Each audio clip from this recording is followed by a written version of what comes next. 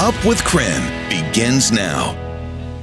Good Thursday morning. Thank you for joining us here on Up with KREM. I'm Brandon T. Jones. And we are happy because we're another day closer to the weekend, and we're happy because we get to hang out with meteorologist Thomas Patrick. Thomas, you've got some good information for us here because it's a little bit wet out there this morning, but the main thing you're tracking right now is a little bit of fog, right? Yeah, it looks like the fog reports will be the greatest weather impact through the morning hours here.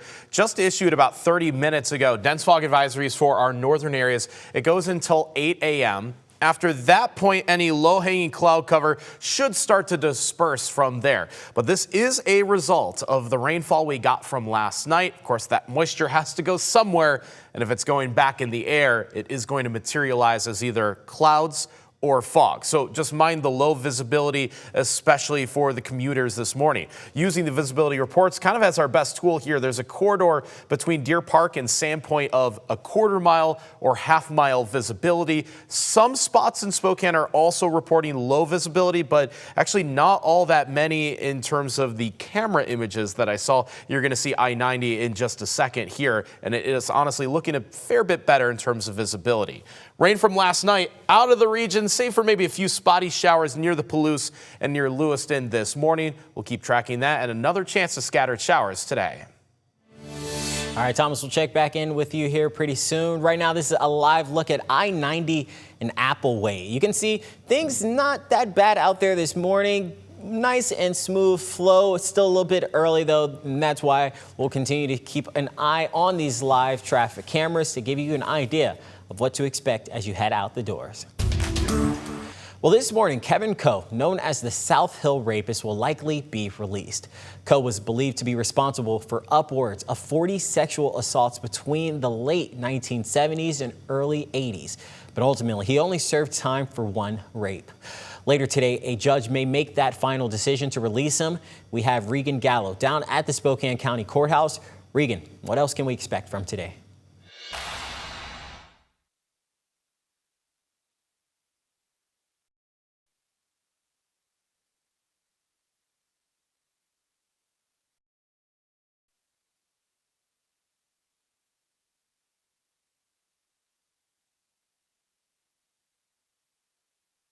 Good morning, Brandon. See, now our viewers can hear me.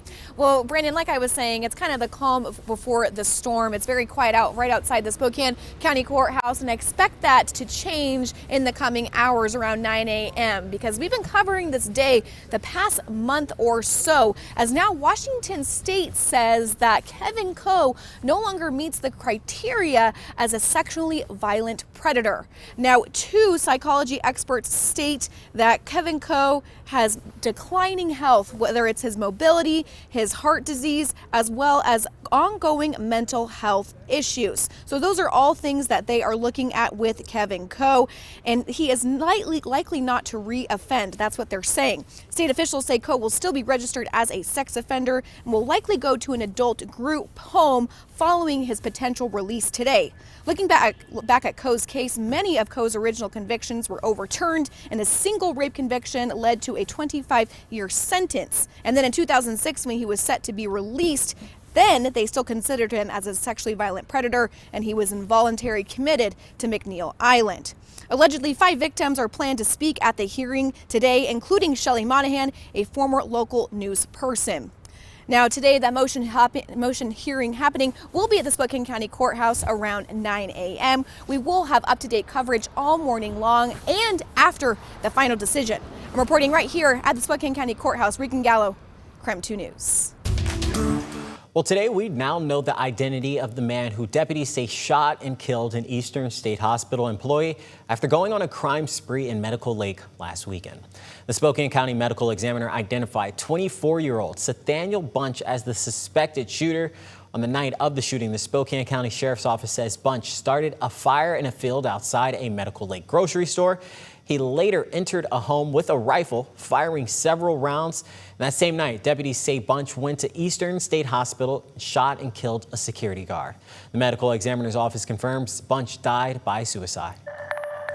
And new this morning, the Moses Lake Police Department says the report of middle school cross-country runners being threatened by a man with a gun is false. The Moses Lake Police Department says they received reports that a man with a gun in a car threatened several students between Milwaukee Avenue and Montlake Park in Moses Lake. This triggered a large-scale response, and police were unable to find someone matching the description given by the students. The police department shared that post yesterday with the information provided, saying that information was, quote, not truthful, and a report will be filed with the juvenile prosecutors for false reporting. Well, so far this wildfire season, at least 237,000 acres have burned, with 11 major fires burning right now in Washington state.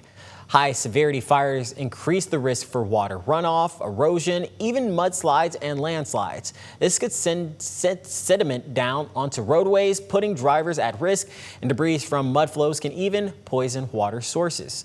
The legislature doesn't restore our wildfire prevention and response funding, we will see more fires, bigger fires, and higher costs to taxpayers, with more smoke impacting people's health. The Commissioner of Public Lands is urging lawmakers to restore funding it pulled from the Department of Natural Resources wildfire preparedness and response efforts under House Bill 1168, emphasizing every part of Washington has been impacted by wildfires. And a new study from the University of Washington suggests wildfire smoke exposure may reduce sperm quality in those undergoing fertility treatments. The team found consistent declines in sperm count during wildfire smoke exposure. However, researchers were unable to find out if the sperm count bounces back after smoke exposure.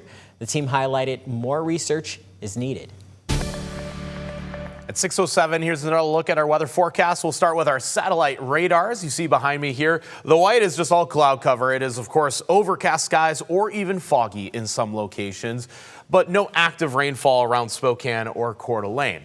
Any leftover moisture that's actually falling would be a bit closer towards Lewiston, and really Orofino is what's getting is the city that's getting the showers right now. But most of the rain is pretty much just all wrung out as it stands. Rain chances low, but still not 0% during the afternoon, just mostly tracking fog as of this Thursday morning.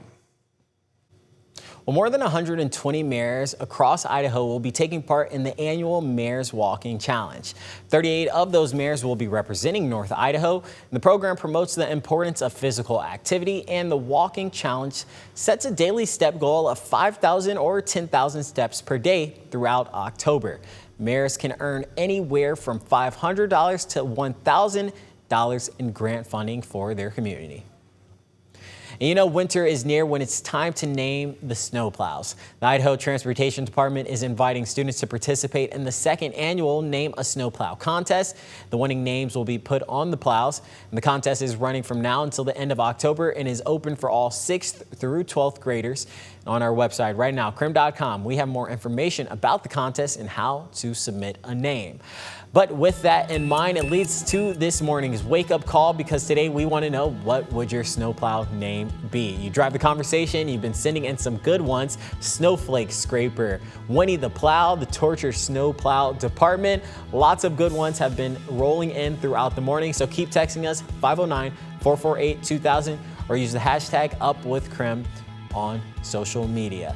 The life of a snowplow.